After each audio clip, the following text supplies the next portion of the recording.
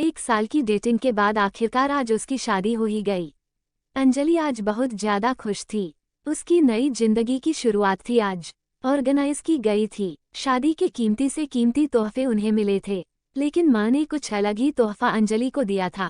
माँ ने अंजलि को एक नई बैंक की पासबुक दी और कहा, बेटा यह सेविंग अकाउंट मैंने तुम्हारे नाम पर खोला है और इसमें 1 लाख जमा कर दिए हैं। माँ ने आगे कहा, मेरी प्यारी बेटी, इस पासबुक को लो और इसे अपनी शादी की उन खूबसूरत यादों की तरह रखो जो तुम्हें जिंदगी भर याद रहेगी। जब जब कुछ अच्छा और यादगार तुम्हारी जिंदगी में घटे तो इसमें कुछ रकम जमा कर दिया करना और यह रकम किस कारण से जमा कर रही हो वो जरूर मेंशन करना। जितनी ज्यादा खुशी का दिन होगा उतने ज्यादा पैसे तुम इसमें जमा कर सकती हो। पहली राशि मैंने तुम्हारे लिए जमा कर दी है। अब इसे आगे तुम अपने पति के साथ बढ़ाना और जब कई सालों बाद तुम इसे देखोगे तो तुम्हें पता चलेगा कि तुमने अपने जीवन में एक दूसरे के साथ कितने खुशी के पल साथ में जिए हैं। अंजलि ने बाद में यह बात अपने पति को भी बताई। दोनों को ही यह सुझाव बड़ा ही पसंद आया और अब वो दोनों ही उस वक्त का इंतजार करने लगे जब इस खाते में कुछ पैसे जमा करा पाए। महीनों बाद उनकी पासबुक कुछ इस तरह से दिखने लगी। 19 जनवरी 10,000 शादी के बाद पति का पहला बर्थडे मनाया। 27 फरवरी 20,000 पत्नी को नौकरी मिली। 25 मई 20,000 वेकेशन शिमला में। 3 जून 50,000 पत्नी प्रेग्नेंट हुई।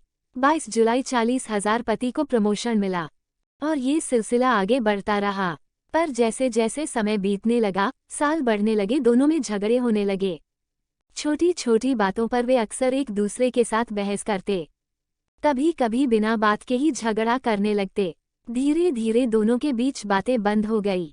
वो दोनों ही अब अपने शादी के फैसले पर पछताने लगे। दोनों को ही ऐसा लगने लगा कि उन्होंने दुनिया के सबसे घटिया इंसान से शादी की है। शायद उनके बीच का वह प्यार कहीं गुम हो गया जो पहले था। एक दिन अंजलि ने अपनी माँ से बात की, माँ, अब हम साथ नहीं रह सकते। हम दोनों ने ही यह फैसला लिया है कि अब तलाक लेकर अलग हो जाए।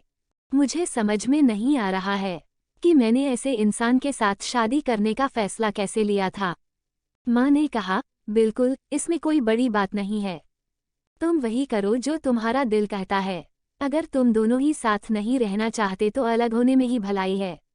लेकिन उससे पहले एक काम करो, तुम्हें वह पासबुक याद है जो मैंने तुम्हें तुम्हारी शादी के दिन दी थी? सबसे पहले उस खाते में जमा सारे पैसे निकालो और उन्हें खर्च कर डालो।